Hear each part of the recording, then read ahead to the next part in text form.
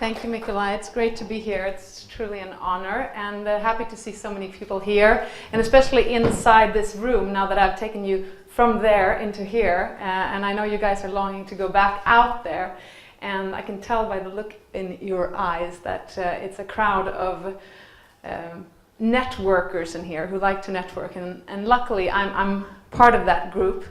And hope that you guys will get a lot out of this evening from networking. And so I'm going to keep this short. I'm going to start right away, and I'll stick around after this little presentation and answer any questions that you might have. But thank you, Nikolai. I think you gave me a very good introduction. It's truly great to be here. And just to start out with, how many of you are already entrepreneurs in this group? There's so many different people there, yeah.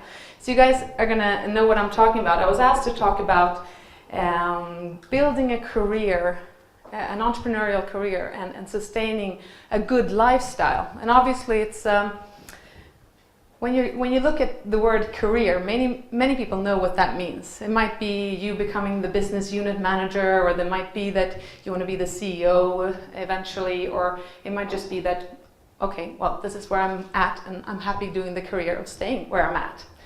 And when it comes to entrepreneurship, obviously, it's a little bit different, but there's some things that are similar. When it comes to having a good lifestyle, it's something that's obviously very individual. Many people might think that, okay, this is a traditional career that I'd like to get into. When it comes to a good lifestyle, you might think, well, for me, it's having 15 kids and being at home with them.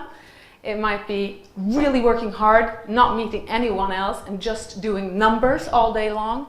So it's all about getting your lifestyle to work. So what I'm going to talk about today is really about what I've felt important. And I think as a woman, there are a couple of things that are different from men. Well, one is that if you're going to have children and you're a woman, then you're bound to be pregnant for a while. And that's obviously a little bit different. So for me, it's been a really, really good thing to combine entrepreneurship with a career and motherhood or lifestyle that I like. Well, back to networking. It really started out for me, it started out in the corridors of the Stockholm School of Economics, Student Association. There were three of us who were actually, another person who's Andreas Lee and I, we were engaged in the East Asia Association. I'm brought up in Japan, he was from Korea. We bonded immediately over this Asian theme that we could talk about, and the network was started. We began to work together, and we liked each other. We knew what he was good at, and he knew what I was good at, and we knew that we complemented each other. So we got to know each other.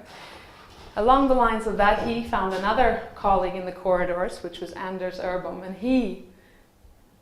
they started a company called Delicious.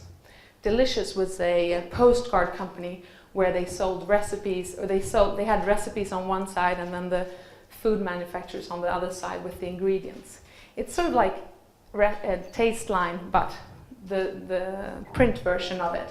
So when they asked me in 1999 to join them on taking their postcards online and making a search database for recipes, it was a no-brainer. I knew what these guys were like, I knew I liked them, and I knew that we complemented each other and would have a pretty good time. So basically what we did, and what entrepreneurship allows you to do, is choose the people you want to work with, to start out with, and choose the sort of people you want to be around, which is obviously very good. And those of you who are already entrepreneurs know this. And now there are a lot of things you can choose after that. Do you want to do this the bootstrap style, and once you get the client, you can invest and sort of build the company in that way, or do you want to raise capital and grow big at once? Now the fun thing about working with different people is that you can complement each other. Andreas had very, very visionary thoughts about the company. He was already expecting us to be 75 people at least by tomorrow. A little bit stressful for me as the managing director. And he would walk into my room and say, listen, I really think we should get some more office space. I mean, we're 3 today, we might be 75 tomorrow. I'm like, how? So we need new offices. And we did these types of things. It's a good thing to have someone who knows what's going to be happening there, and somebody who's sort of like, okay, well, I'll try to get that done. And it's all different styles of entrepreneurship. Now, Anders, on the other hand, he was more into the e-commerce bit. He saw that it was coming in '99. Why are we still picking up groceries from the shelves into baskets, out of baskets, getting them paid and putting them in bags and then putting them back up in the refrigerator at home? All these steps that could be cut out in his mind. And obviously it's taken quite a long time for all these things to happen, but it's really happening now. So it's really good. But as an individual again, what does this career mean, that you're involved in this? Okay, I was allowed to choose some of my colleagues. I was also appointed managing director at the age of 25, which I'm sort of jealous of that time again, because it was such a great time to be a managing director when you're 25.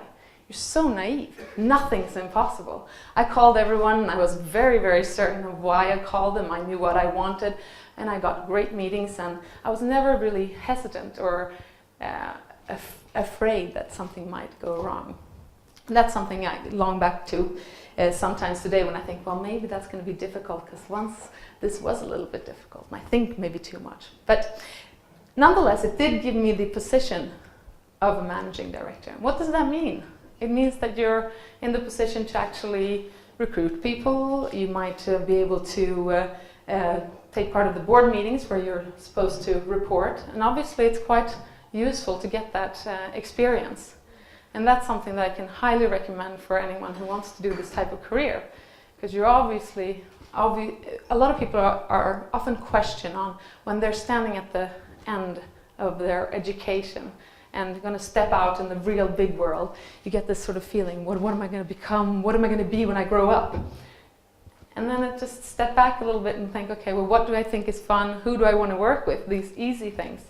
And what do I want to combine with the lifestyle that I really like? I meet a lot of 30-year-old women today, actually, who sort of chose the career of kind of maybe moving into the bigger companies where they're put in a position of working real hard and long hours. And maybe not the best lifestyle if at the age of 30, 35, or whenever you want to feel like, okay, I'm starting a family. Maybe that's not the best combination. And I think we need to work with this, that it's okay to choose a different career to what is supposed to be your career. It's a touchy issue, but I would like to recommend people to try entrepreneurship. And it's a lot about daring to take the step. And you don't often have to do it on your own. You need to find the people who dare to take it with you if you're not able to do it on your own. Now, when it comes to building companies, I also have these discussions with a lot of women about, should I do it on my own and with no money? Or should I try to raise capital to leave some of the ownership? And the example of our new collaboration with MedUniverse, the company I'm at today, we're aiming at building a big network of doctors in the Nordic region. Now, we're starting from scratch. Nobody's ever heard of MedUniverse. Now they have. Now we're out there. We've started the company, but up until today it's not existed. And it's starting a company based on an idea that was probably there 12 years ago, and people have tried to do it. So it's a little bit of a big risk to start a company like this. But again, if you want to do it, are you going to do it on your own? Should I sit by myself and tell? For me, that lifestyle is not what I dream of. I like to have people around me. I like to have good friends. I like also that I know who I'm working with. And I knew that one of the girls that I worked with at Tasteline, who was actually another friend from school, that I really liked working with her. And so I asked her, what are we going to do after Tasteline? What's our next step? So a year and a half ago, we sat down on what's important to us. Well, we've got 2 kids each. They're important. We've got a husband. Well, he's important. Now, how are we going to get them in the schedule and then have work, do a career, be senior director somewhere, and perform something that we like to do? We jotted, I think, about 50 ideas down on a piece of paper. It was everything from a Asian delicatessen online to MedUniverse. And once you get involved with one idea, then you need to shift your focus to that idea and stay there. And that's what we did. But what the whole thing about working with someone is that one day I'll come in and I'll say, I've had the worst day with my kids. They didn't want to get dressed. They didn't want to go to daycare. They didn't want to do anything I said. And I'm basically in tears. And she'll pick me off the floor and say, don't worry. It'll be better tomorrow. I have someone to talk to, which is great. She'll come in one day and say, I don't know. Do you really think this idea is going to work? Sort of like, okay, well, the business plan, everything's set. We've got clients. What do you mean it's not going to work? And then we start talking. And by the end of it, like, I think we're going to go worldwide rather than Nordic region. So it's all about finding people around you that can support your idea and really build your energy. And I think any job, whether it's within a big firm or it's within your own company, is about getting that energy up there. Well, on a sort of end note, because I know we're here to really talk business, I really hope that tonight is the night when many of you are going to find the energy to dare to take the step, to identify the people that you've seen and that you know that you'd like to work with, and people that you might want to be surrounded with, people that have companies that you feel, okay, this is a company that I really trust, I want to work with. Identify those and really make an effort to stick to your own ideas of what a good lifestyle really is.